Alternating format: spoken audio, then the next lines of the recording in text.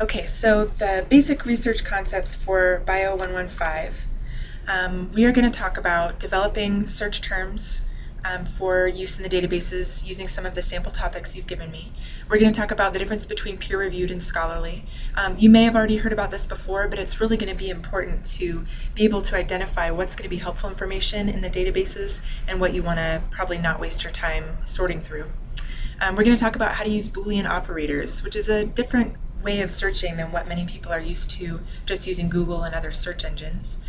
We're also going to talk about strategies if your topic turns out to be a little too broad or a little too narrow, things that you can do to modify your topic and get good information. We're going to show or look at how to get around the library website and where to get more help from the library, since this one session certainly isn't going to cover everything. So this little chart is kind of showing you the difference between peer-reviewed and scholarly types of information. So scholarly stuff could be a wide variety of materials and formats. So you could have scholarly books and ebooks, journal articles, scholarly government or educational websites. Certain periodicals like The Economist could be what we would call secondary publications. Maybe they're not original research, but they're still credible and reliable and scholarly information. Blog posts these days could be scholarly, and there are potentially other formats that haven't even been invented yet. I'm not sure about a scholarly tweet. Something like that might be a little bit too short, but there's certainly other possibilities for communicating information in an academic format. Okay, and then over here to the right-hand side of this chart, we have this little darker bubble for peer-reviewed articles, and this is just to indicate that the peer-reviewed process is a smaller category of information that's even more rigorous and even higher quality than the bigger bubble of scholarly information. So the characteristics of scholarly info, and then we'll talk about what makes peer-reviewed different. So for scholarly information, the authors should be experts in their field. They should have done some sort of advanced study. Maybe they've got a PhD or a master's in some way, in some part of the field. There should be a list of references, and this one's huge. If you're looking at articles that don't have references, they don't cite any other studies or back up their claims with other articles, I would stay away from those. They're probably not going to be scholarly. They might be like popular materials. Things like Time magazine can have good information, but it may not be scholarly in the sense of letting you be able to trace back the research and verify what they're saying. So a list of references are works cited. It should be written for an audience of experts, so the vocabulary is going to be very technical for the field, not for the general public, but meant for students or scholars in that area. Articles might have a really narrow focus. So in this example, we have the impacts of minimum wage on Walmart employees in West Texas. So narrow geography, narrow topic, one particular company in this example. And even in biology, you might see that. There might be something like characteristics of depression in African Americans in Maryland. So just really targeted for a small group of people. The articles will often have charts, graphs, and tables of numbers to back up the research, usually not a lot of pretty pictures. They usually use an objective viewpoint, so they should not be really trying to convince you of something. Or if they are, they should be very neutral in the way they're communicating it, using evidence to support their claims. So it's going to look very different from, say, like an opinion article you might read in the newspaper or in a magazine. Okay, so the peer-reviewed process, that smaller, even more rigorous category, takes up to 1 year to be published. And these are often journal articles that are published this way. Basically, an author will write an article and send it to the journal asking for it to be published. The people at the scholarly journal will then send it out to 2 or 3 other experts in the field who will review the article against their standards for publication and say, yes, this is good research, or no, you need to make these changes. You need to improve your research in this way. Maybe you need to add more people or change your methods in some way. So these articles follow a really specific format. They're long. They're usually between 5 and 20 pages, and I've got kind of an outline here of a typical article. There might be an abstract or a short summary of the article at the very beginning, introduction and background on the issue, methods of exactly what they did and how they did it in their experiment, then a discussion of the results or analysis of the results. That often has a lot of charts, tables, and numbers to support, here's what we found out. The conclusion would usually say, here's what we learned, or here's what future researchers would do differently, or maybe here's what not to do when doing an experiment of this kind. And then there should always be references, a list of other articles, scholarly studies, books that they used to build up their research. Okay, so yeah, peer-reviewed articles should be the highest quality. And I'm going to show you an example so that hopefully this will make sense. And the reason we're going through all of this is because our databases that we'll go into and poke around in a couple of minutes contain a lot of different types of materials. Databases contain things like newspaper and magazine articles that are popular. They might have chapters of ebooks, little book reviews that are just little short snippets, and then they might have scholarly articles, things like this. So you might notice this article is 21 pages long. It's a pretty narrow topic here with the title. There are 3 authors, and it lists their affiliations, where they're from. Down here at the bottom in little bitty print, it tells you where they work and also about the funding for the research, so you can find out who paid for this research, who helped support this. And that's helpful, especially in the medical field. If you're looking at things like pharmaceuticals and research is being funded by a drug company, it's really good to just be aware that that's the case. All right, this middle part of the page is the abstract, so the short summary of the article.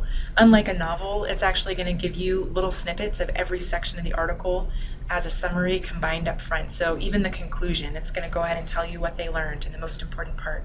So that's great. You can quickly skim the abstract, decide whether the article is really helpful, if you want to use it or read the whole thing, or say, no, I need to move on. All right, and then we're going to see that format that I was telling you guys about. So background information, data and methods of what they did and how they did it. All right, scrolling down here. Oh, we've got some formulas, we've got a table, some graphs. Okay. And so even though your topics may be different than this particular article, the format is usually really similar in what you should expect to see for these peer-reviewed and scholarly articles. Okay, references. So we have this long list of other studies that they're using. So this is a good example of a scholarly article that you can look for. If you find short things like 1 or 2 pages, they might be scholarly. They're probably not peer-reviewed, though. They probably haven't been through that process of being reviewed by other experts in the field. So any questions so far? Yeah, please do.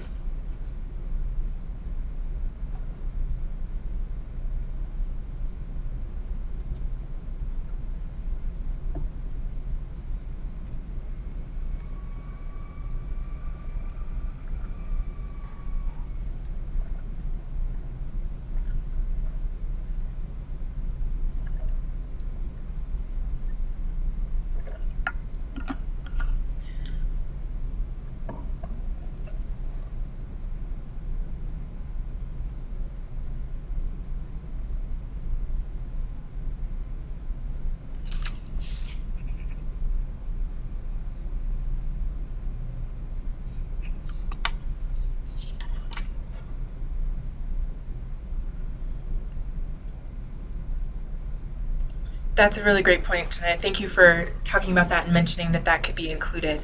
So I'm really glad you brought that up. Okay, Niles is asking, I don't have a raise my hand feature. How do you feel about Science and Scientific American?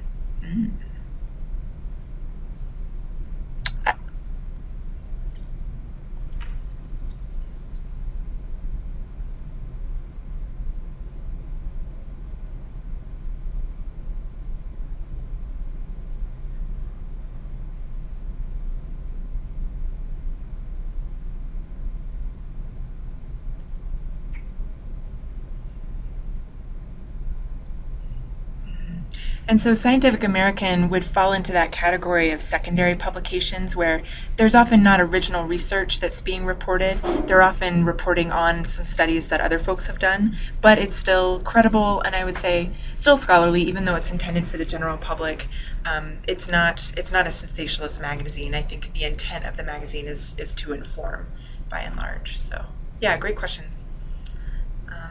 No worries about the spelling. That is totally okay in chat. All right, so let's keep going here. So next thing to talk about, Boolean operators. So I mentioned at the beginning that this is how we search in databases, different from, say, Google. So you'll notice instead of 1 search box, we've got 3 here. And then we've got these little drop-down boxes right at the beginning of each row. The first word that you see is and. What you can't see are the words or and not. And these are all capitalized. to show that they are commands to the computer, not just the regular words. And basically these function to reduce or expand your search results based on how you use them. So it's pretty cool. This guy named George Boole is the one who invented this back in the 70s, so that people wouldn't have to learn a lot of complicated coding to be able to talk to the computer systems. This is pretty straightforward once you learn how to use it. So, and it's going to work by narrowing your search. So the more words you add in these different boxes, the less results it's going to give you back.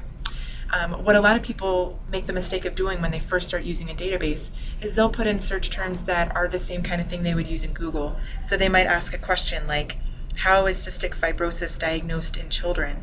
And all of those words in one search box will really confuse the database. It won't know how the terms are related, and it'll probably give you back junk results. So the way these work really well is when you have chunks of one or two words that go together. So I mentioned the cystic fibrosis diagnosed in children. We would want to break that topic down. So what are the main components? Okay, we're looking at cystic fibrosis, we're looking at how it's diagnosed, and we're looking at children. I would put those three concepts in those three different boxes, give them each their own row, because they're all different ideas, they're different concepts. And it's okay if you have more than one word if they go together. Something like cystic fibrosis doesn't really make sense without those words together. So that's fine, you can have more than one word in each search box. The really important thing is to separate the concepts from each other. So in an example here, we have PTSD in veterans. That's just another way of showing PTSD is a separate concept from veterans. Give it its own search box, and we'll tell it you've got to have both of these terms together to give me a search result. The more of those words you add, the more rows you add, the fewer results you're going to get. All right, or is the opposite. It's going to help broaden your search. So if you're not getting as many results in the beginning of your searching, maybe you find 2 or 3 results, this will help you broaden out a little bit. So that works really well when you have synonyms or closely related terms. So in this example, we have fracking or hydraulic fracturing, the more formal term. Things like that work really well. It helps you capture all of those different terms. And that works really well in the medical or biological fields as well, since there's often kind of a street name for something and then a more formal or more medical or scientific name for something. You'll also see with hydraulic fracturing under the or example, we've got quotation marks around it. That's a really powerful way to ensure that you get these words together in this exact order. So you'll notice a big difference if you're playing around in your searches. If you have things like cystic fibrosis or muscular dystrophy, words where there's more than one term, if you try it with and without quotation marks, it will expand or reduce your search results by quite a bit oftentimes. So to be an efficient searcher, try using the quotation marks. They should ensure that you get more relevant results and weed out stuff that's not helpful. So we would get rid of articles about just hydraulics that don't have anything to do with fracking by putting them in quotation marks. If you have any questions about this as I'm going through it, please let me know. Okay, the third one. Yeah, go ahead.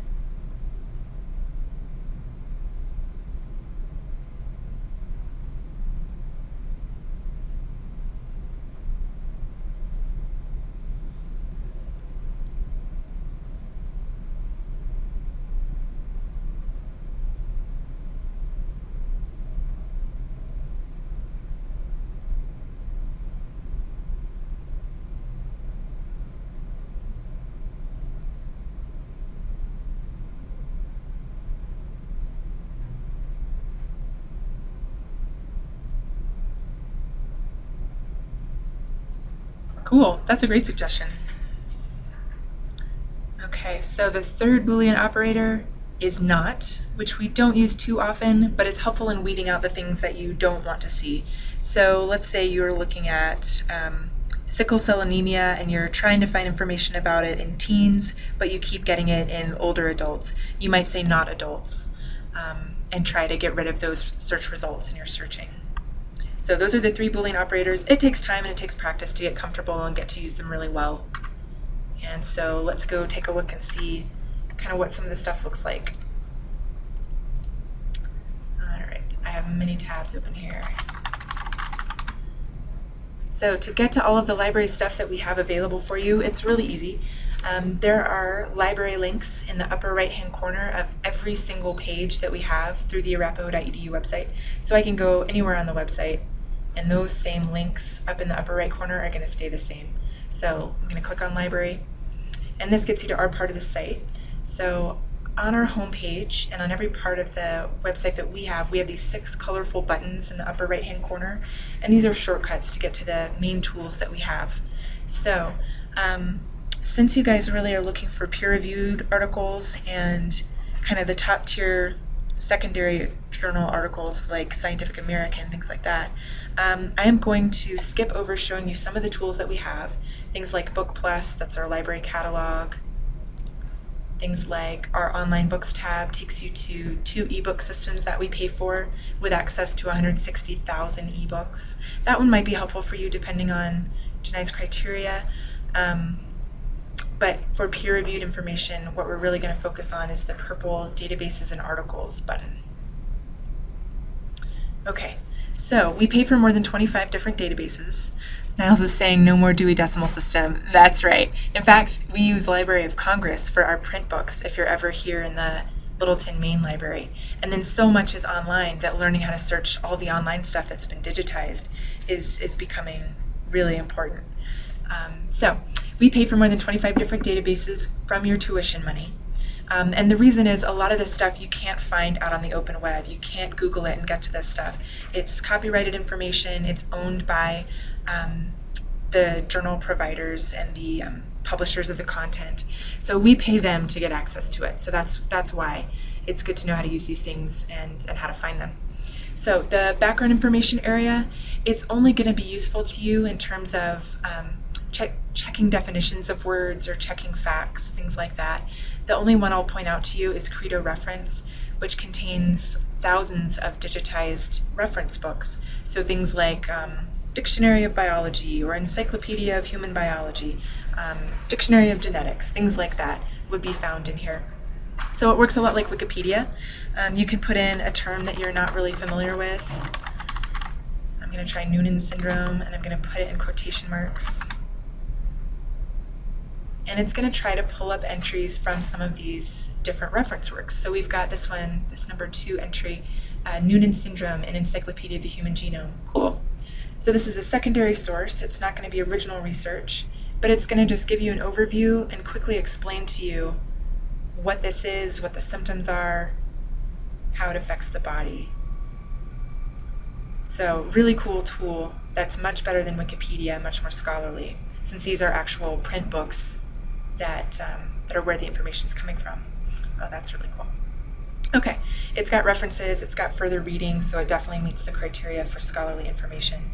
There's even a specific person who wrote this particular entry. Looks like a couple people here. So there's an actual author who is identified here. Okay, down here at the bottom of the page, it's got options to try to computer generate a citation for you. It's really cool and it's so tempting to use. I would definitely recommend trying it, but you may notice some major problems with this. So like Noonan syndrome, it's kind of in caps, kind of not. Encyclopedia of the Human Genome, that's not correct. And since we have these 2 authors who actually wrote the entry, they should be included here. Okay, looks like they are in this one, good. So these are the kinds of problems that we often see with these computer-generated citations. At least they're trying to get the information in the right place for you, and it's a good starting point for doing your works cited or your references page. So I wanted to let you know that that's there. And some of these are better than others in the different systems that I'll show you. And they're located in different places. Sometimes they're at the top of the screen or the far right of the screen. But definitely want to let you know that this is a common feature. There are ways, if you find an entry like this that's helpful and you want to hang on to it, to print it out, to email it to yourself, to save it to your computer or a flash drive. Some of those options are back here at the top. In this system, you can even listen to articles be read aloud to you if you prefer to learn that way, or if you're cooking or doing something else while listening to it. So those are cool features as well that are helpful, and many of our other databases have those too. All right, so that was Credo Reference. Like I said, comparable to Wikipedia, but much more scholarly, good for quick overviews and fact checking. It's not going to contain peer-reviewed information though.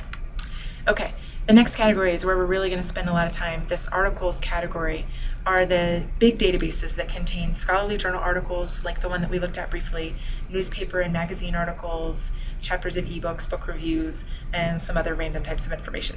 So the main ones for you guys to be aware of, I'm going to tell you 4, and you may want to kind of make notes of them. ProQuest, Academic Search Premier, academic one file, and then since you're in biology, CINAHL Complete, which is a nursing and medical database, but since you're looking at human genetic traits, could have some really good information for some of your topics. Okay, and I will put those in the chat as well. Okay, secondary sources are good. This would be a very acceptable type of source. Perfect. Okay, great. So Creator reference gets the thumbs up. So ProQuest, Academic Search Premier, Academic One File, and CINAHL. Those are going to be my recommendations for you. Okay, I'll show you two different ones. Yeah, please do.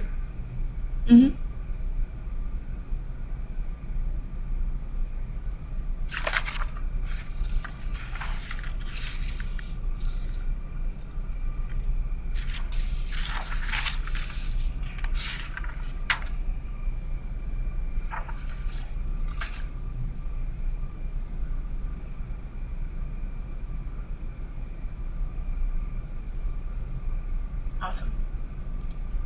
Okay, thanks. So we'll look at ProQuest first. It's my favorite on the search screen. We have 5 glorious search boxes to use our Boolean search techniques here. So I'm going to go back up to the top of our chat and try to look at someone's topic. Okay, I'm going to use Susan, starting off with breast cancer. And this is going to be interesting because I'm guessing there's going to be thousands and thousands and thousands of articles about breast cancer. So some other things I want to point out before I actually click the search box.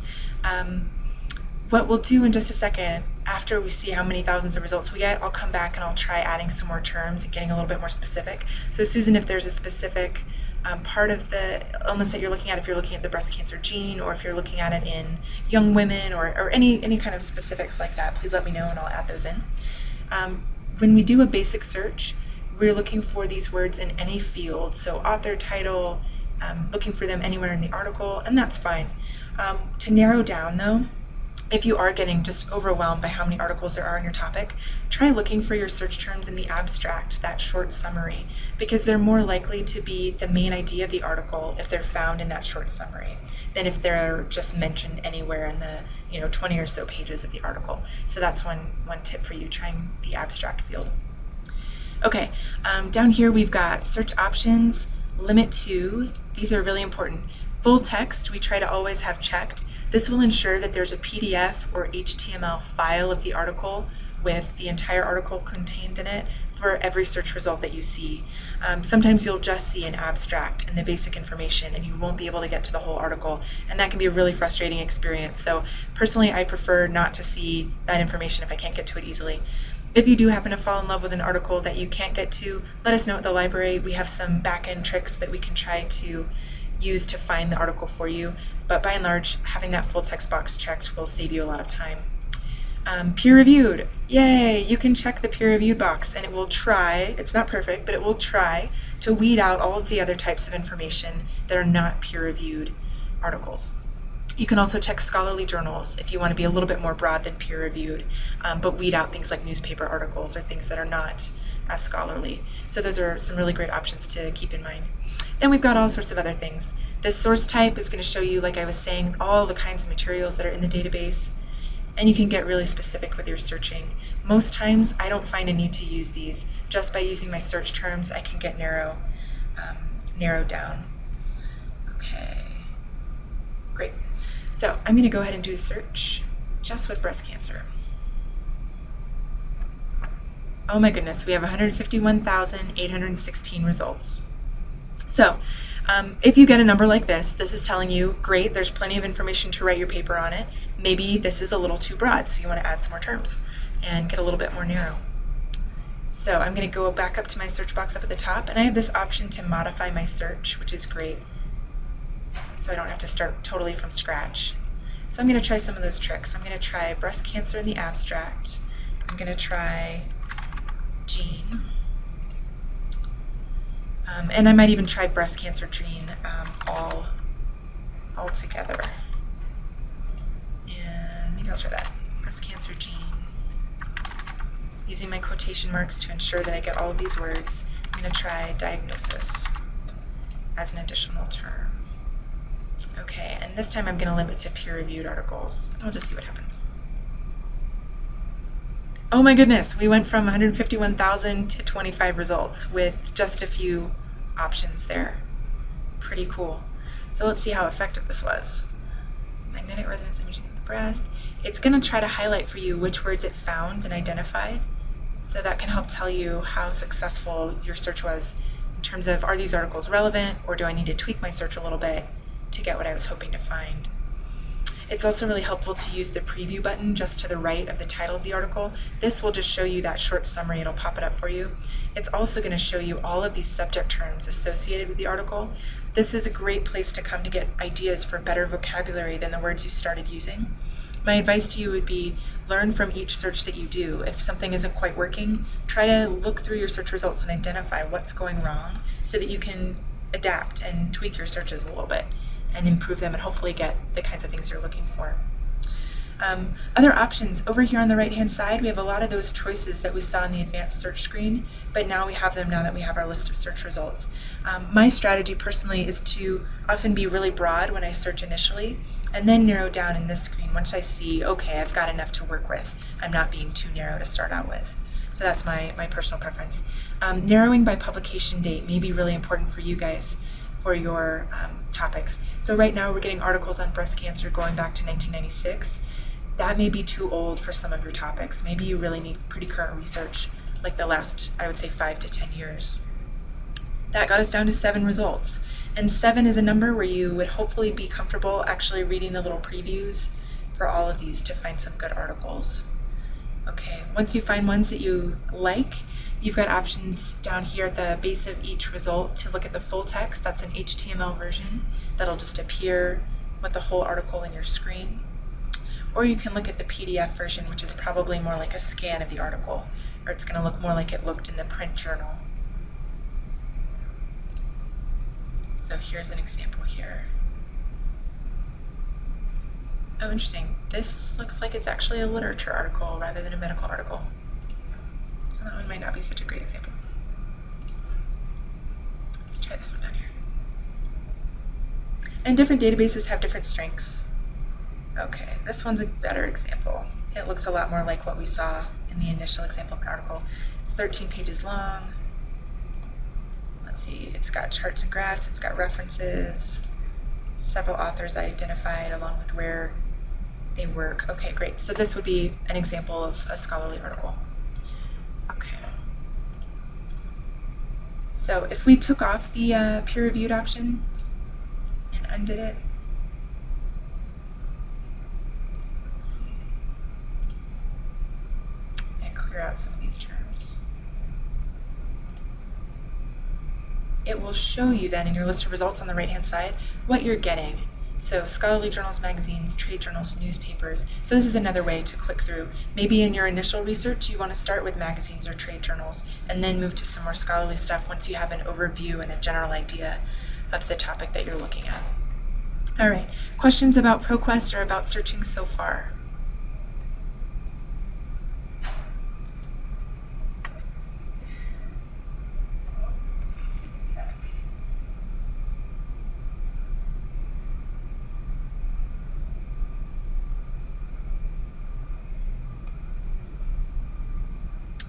Okay, so Janai is saying, be sure you understand what your articles are saying. Genetic articles can be like reading stereo instructions. Yes.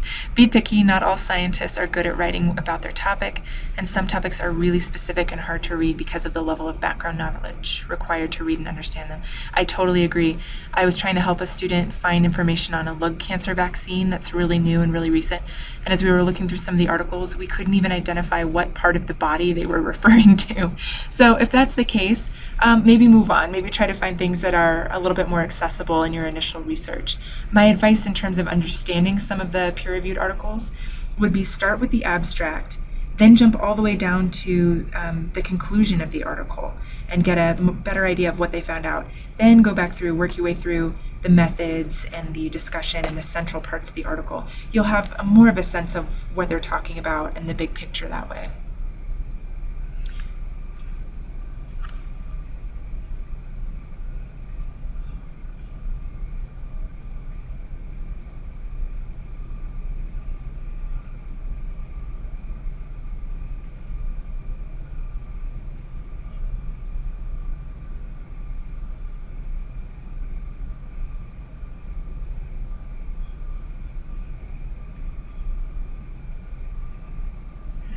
Yeah, great advice. Okay, I'm going to show you a search in one of the other ones just so you can kind of see what it looks like in a different vendor's database. We'll try, let's try CINAHL.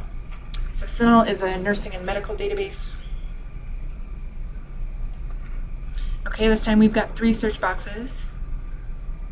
And I'm going to grab somebody else's topic for this one.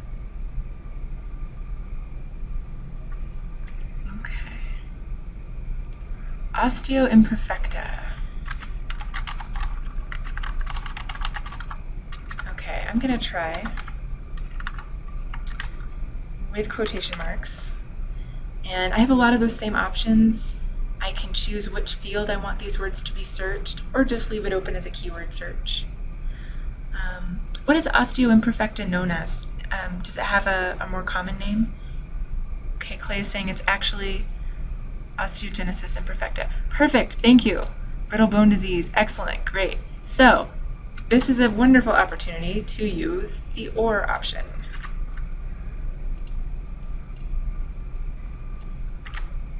And so we can capture all of these different ways of referring to the illness. And I'm going to put quotation marks around all of them so that it doesn't pick out one word like bone and try to give me a search result for that. Okay, we've got a lot of these options down here. Full text is one of those options. I definitely want to check it in this database.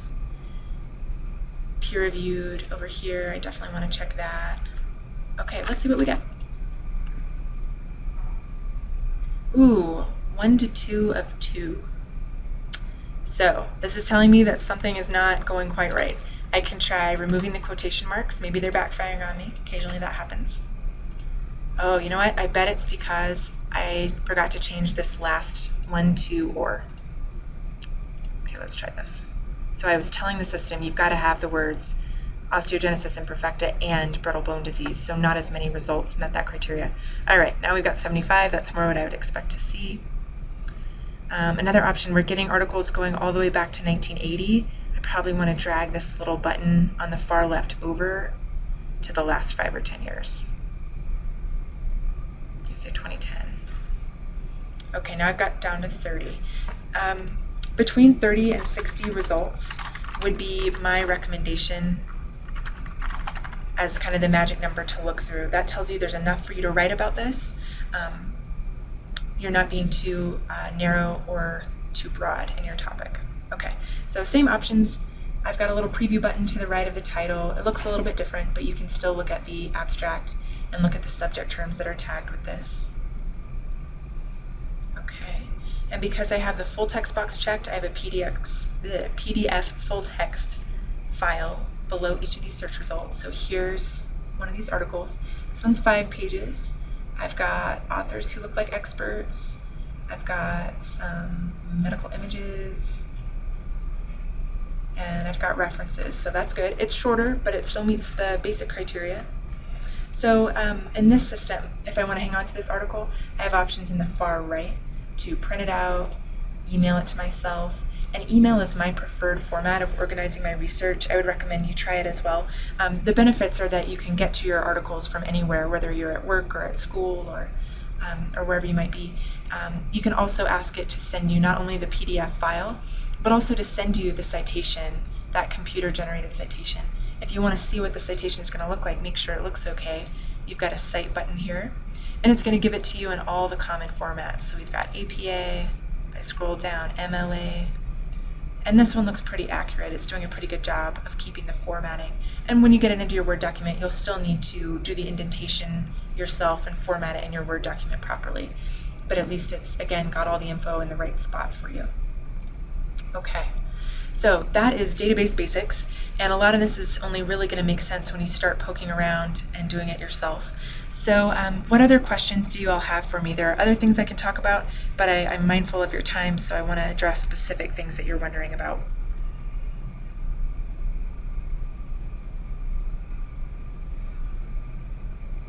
And feel free to unmute yourself if you want to ask a question over your microphone rather than typing.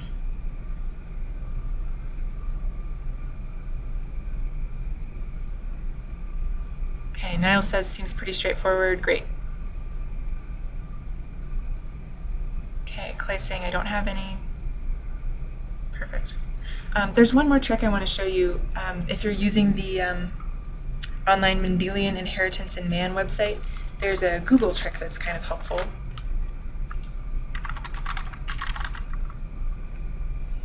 And this is just a way to kind of streamline your searching. So in Google, you can type the word SITE, site, and a colon, and then as much or as little of a URL as you would like. And this will tell Google to only search these kinds of websites. So we could say cbi.nlm.nih.gov/OMIM. Okay, this is telling Google only search the OMIM website. And then we could say muscular dystrophy.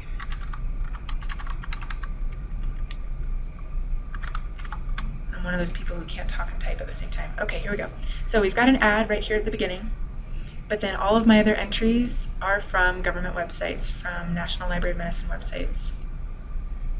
Okay, so this is kind of cool because you're using the user-friendly search engine, but it's going to pull up things directly from the database. So occasionally Google's search engine can find things a little bit better than some of these databases. So this is just another option you might try. And this works with anything. If you wanted to be a little bit more broad and go back to some more of the NIH stuff, not go to that specific website, we could back out a little bit, go to nih.gov and try muscular dystrophy. Some of this information is probably going to be more for consumers, a little bit more straightforward and less technical.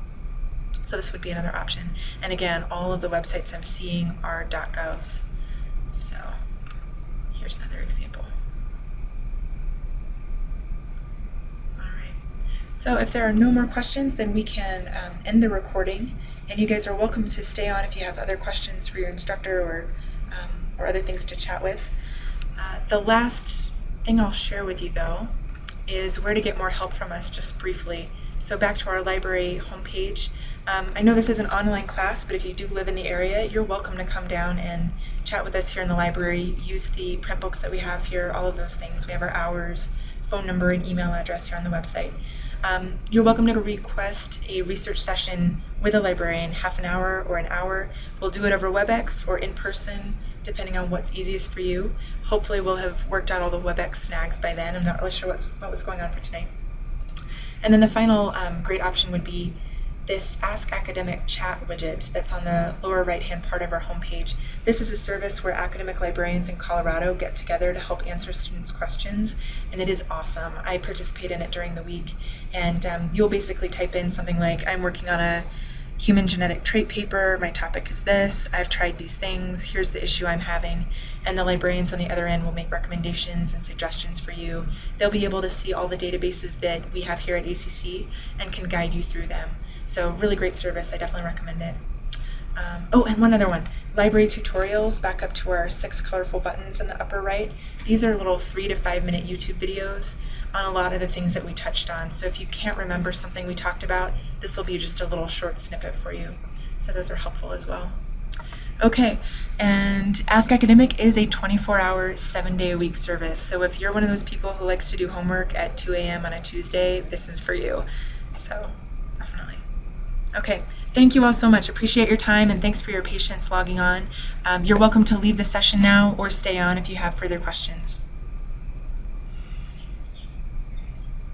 Oh, great. Thank you. My pleasure.